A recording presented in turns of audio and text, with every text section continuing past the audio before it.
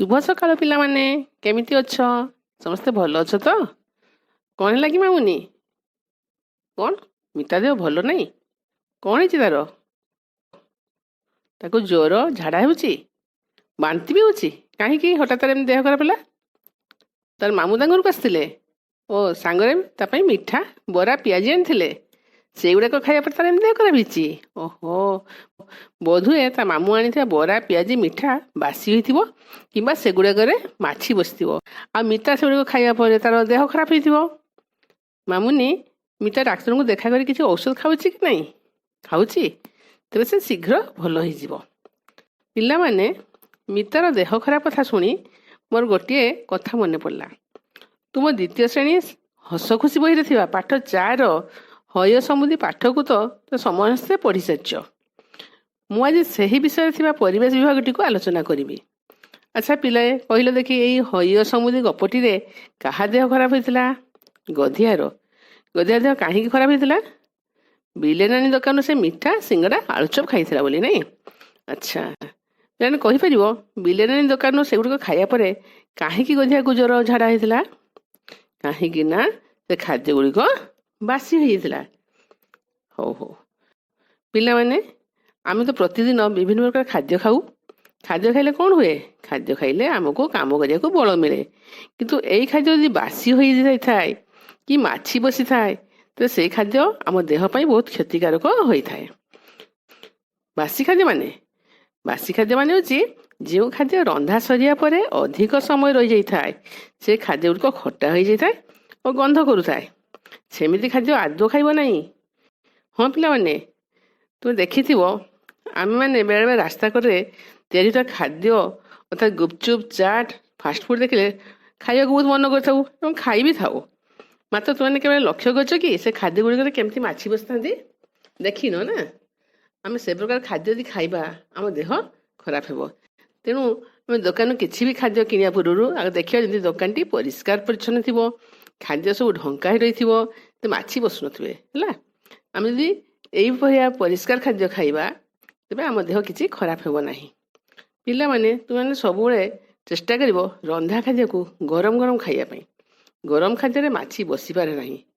ଆଚ୍ଛା ହଉ, ଆଉ ଗୋଟେ କଥା ପଚାରୁଛି, ତୁମେମାନେ ଖାଇବା ପୂର୍ବରୁ ହାତକୁ ସାବୁନ ଦେଇ ଧୁଅ କି ନାହିଁ? ଧୁଅ ନା? ହାତକୁ ସଫା କରି ଧୋଇ ସାରିଲା ପରେ ଖାଇବ, ନହେଲେ କ'ଣ ହେବ କହିଲ? ଆମ ହାତରେ ଯେଉଁ ଧୂଳିମଳି ଲାଗିଥିବ ବା ରୋଗ ଜୀବାଣୁ ଥିବ, ସେହା ଖାଦ୍ୟ ସହ ମିଶି ଆମ ପେଟକୁ ଯିବ ଆଉ ଆମ ଦେହ ଖରାପ ହେବ।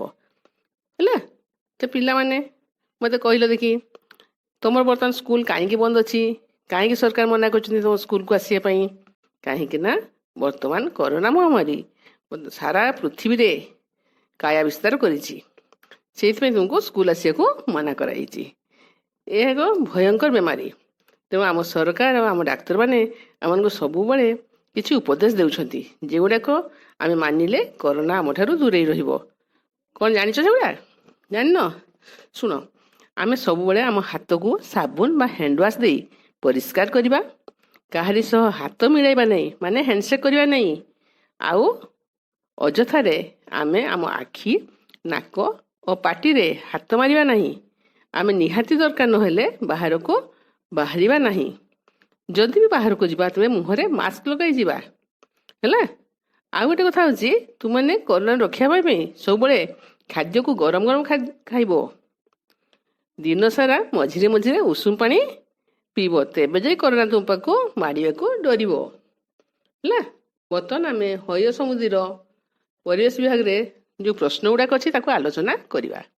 ପ୍ରଶ୍ନ ନମ୍ବର 7, ବିଲେଇ ନାନୀ ଦୋକାନରେ କି କି ଜିନିଷ ମିଳୁଥିଲା? ବିଲେଇ ନାନୀ ଦୋକାନରେ ମିଠା, ସିଙ୍ଗଡ଼ା, ଆଳୁଚପ ମିଳୁଥିଲା। ପ୍ରଶ୍ନ ନମ୍ବର 8, ତୁମ ଘର ପାଖରେ କେଉଁ ସବୁ ଦୋକାନ ଅଛି? ତା ତାଲିକା କର।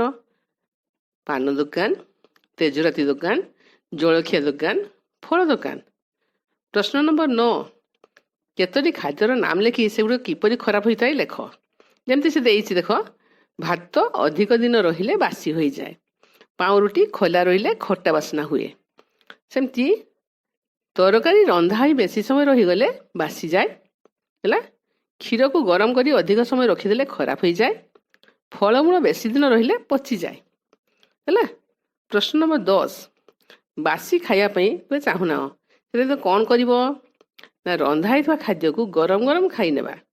କୌଣସି ଖାଦ୍ୟକୁ ରାନ୍ଧି ବେଶୀ ସମୟ ରଖିବା ନାହିଁ। ପ୍ରଶ୍ନ ନମ୍ବର 11, ବଜାରରେ ବିକ୍ରି ହେଉଥିବା କେଉଁ ସବୁ ଜିନିଷରେ ମାଛି ବସେ ସେଗୁଡ଼ିକର ନାମ ଲେଖ। କେଉଁଥିରେ ବସିଥାଏ? ମିଠା, ଆଉ ଆଳୁ ଚପ୍, ସିଙ୍ଗଡ଼ା, ଦହିବରା, କେକ୍। ହଉ, ଠିକ୍ ଅଛି ସବୁ। ପ୍ରଶ୍ନ ନମ୍ବର 12, ପଚାସଢ଼ା ଜିନିଷ ଖାଇଲେ ତୁମକୁ କେଉଁ ସବୁ ରୋଗ ହେବ? କ'ଣ କ'ଣ ରୋଗ ହେବ କୁହ? ଝାଡ଼ା, ବାନ୍ତି, ଜ୍ୱର, ହଇଜା, ଅମ୍ଳ ଇତ୍ୟାଦି ରୋଗ ହେବ। ହେଲା, ଆଜି ତ ପିଲା ସମୟ ହେଇଗଲାଣି, ତେବେ ଆସନ୍ତା ପିରିୟଡ଼ରେ ପୁଣି ଦେଖା ହେବ। ହେଲା, ରହୁଛି।